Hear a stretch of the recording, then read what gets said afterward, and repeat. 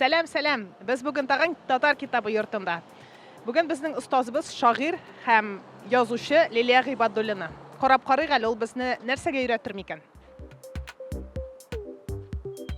Рәхим итегез. Лилия, әйтегез әле бүген безне нәрсәләр көтә?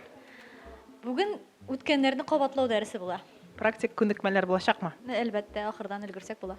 Ул әле мин әйттем дә, абсолют хаклык, менә шигырь шулай языла, шулай булырга тиеш дигән әйбер түгел. Бу фәкать минем зәвык, минем аңлавым, минем фикерем белән. Ни өчен сез бу чарага студентларны алып килергә булдыгыз? Әлеге студентлар безнең татар теле, әдәбият, журналистика белгечлегендә белем ала.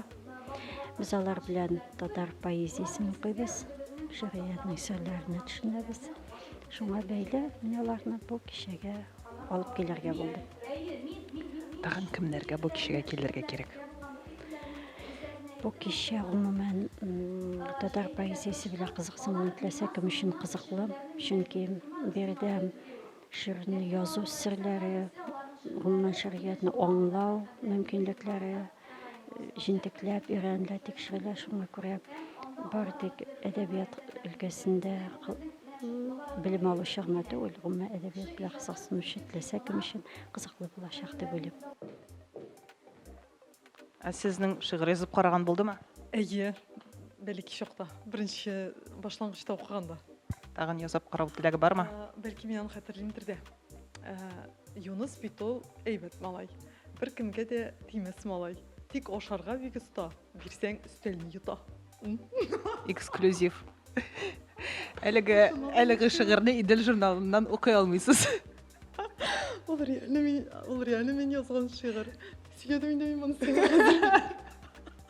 Менә бу жуйды дигән сүз сезнең ничек фикерегезчә ничек дөрес кулланган? Алсу менә синең шигырьләреңне тегендә тактада күрсәтеп анализладылар. Төрле фикерләр белдерделәр. Нинди нәтиҗәгә килдең син? Мин әлбәттә критикага каршы түгел. Мин критиканы тыңлыйм һәм үзгәртергә тырышам. Мәсәлән, миңа анда әйттеләр, авазлары белән бара-бара да шигырь ыйм авазларына күчә һәм ул ничектер яңгырамый дип әйттеләр миндә. Мин үзем артист буларак сәхнәдән төрле кешенең текстын сөйләргә ияләшкәннән бездә андый нәрсә юк инде, ыймны теге укылмый әйтелми дигән әйбер. Шуңа күрә менә анда мин бер нәрсә дә үзгәртмәс идем. Иң мөһиме, бүтән бер кашан да язмыйм дигән хис барлыкка килмәдеме? Юк, мин гомумән бу лабораториягә бик рәхмәтле, чөнки мин гомумән язганыма 3 ел бар микән? 3 ел да юктыр әле. Шуңа күрә безгә Лилия хамансыз язарга тиеш, әзәзләп булса да, көненә 1-2 җөмлә булса да языгыз дигән нәрсә ул мине язарга этәрде. Һәм мин төрле авторларны укып, аларга ияреп язарга өйрәндем. Һәм менә соңгы арада биремнәр юк, мин әз яза башладым. Синең сурәт минем акылымда, уйларымда, бәлки хыялымда, үткәнемдә, бәлки көткәнемдә, хәтер йомгакларын сүткәнемдә.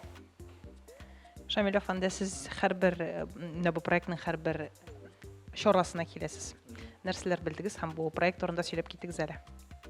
Гомумән без ничарадан бишара ябыштык бу темага. Әлбәттә, бу тәкъминендә эше булмагандыр инде. Без бит журналистлар, журналистика белән шөгыльләнәбез. Ләкин без күреп торабыз, бүгенге көндә татар әдәбияты бик авыр хәлдә.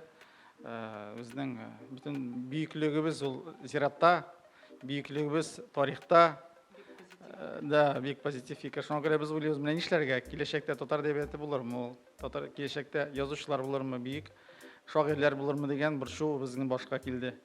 Шуңа күрә шундый инициатива белән чыктык, менә шушы Идел журналы кысаларында ниндидер бер укыту системасын булдыру, бәлки ниндидер инициатива белән чыктык. Шушы яшь шагыйрьләрне, язучыларны эзләп, аларга инде үзебезнең арадан әдипләребезне табып, алар белән шөгыльләнергә бер ният белән чыктык. Монда нигездә укытучылар, бөтенесе дә безнең татмедиа хезмәткәрләре, безнең журналларның баш мөхәррирләре, аларны без инде административ рәвештә теге аларга мөмкинлекләр тудырдык. Менә алар бик кызыксынып алындылар. Ләбиб, Лирон, Рөстәм. Менә беренче чакта алар инде үз тирәләреннән инде шәкертләрне җыеп, алар белән яшмәш киләләр, аларның әсәрләрен укыйлар, аларга төзәтмәләр кертәләр. Гомумән безнең өметләребез әле бераз бар. Өметсез ул шайтан. Менә бүгенге чарада мин катнаштым. Студентлар да җыелган, бик кызыклы шигырьләр дә бар. Нәтиҗәсе Алла берсә бәреп булачак аның.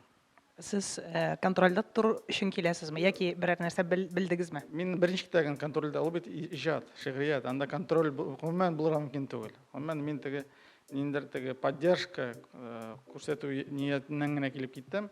Алар белеп торсыннар, бу теге юкка гына чыккан эш түгел. Без менә Татмедиа тарафыннан без бүтән көчебезне куйга тырышабыз бу эштә.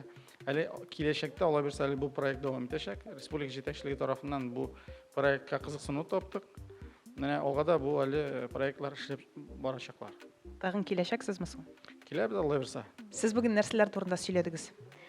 Нәрсә генә сөйләмәдем мин бүген. Мин бүген башлыча менә шәкертләремә бәйләндем дип әйтим миндә.